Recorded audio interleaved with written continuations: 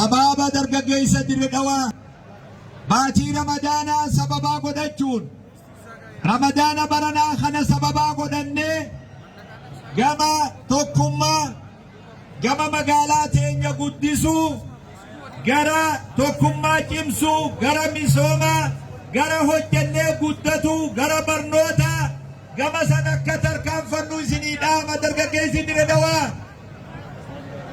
Magaalaan tundiisi Itoophiyaan guutuun misoomni uummanni islaamaa ittiin sharrakin jiruu fi jireenyi uummanni islaamaa ittiin sharrakin jireenya ta'uu danda'u beeka. Magaalaan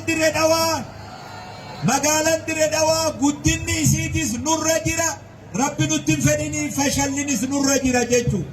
Magaalaa tana akkam fashalsin haala amala fokkataa suusii fi haraaraa waan fokkataa soomana baranaa sababaa godhachuun asirra dhiifnee biraa deemna dirree tanaan galinaan arratu.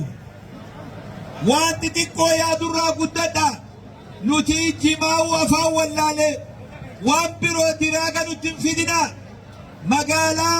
Magaalaa guddinaa ta ulfinaa ta barnootaa ta dhiirti keessatti oomishamtu magaalaa kabajaa maqaa dur dirre dhawaan qabdu san dargaggeessa har'aa kanaatu deebisa jechuun itti gaafatamni dargaggeessa kanarra jira jechuun.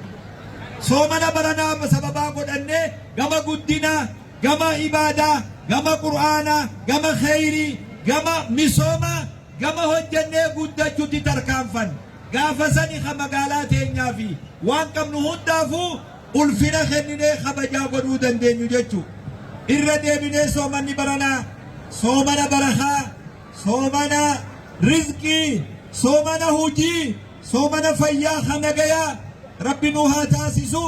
Warri waan kana qindeessitan dargaggeessii fi shamarranii fi bulnoo dirree dhawaatii fi hundi keessanuu jazaa keessan rabbiin guyyaa ijoolleen naman fayyanne rabbi isinii haa taasisu.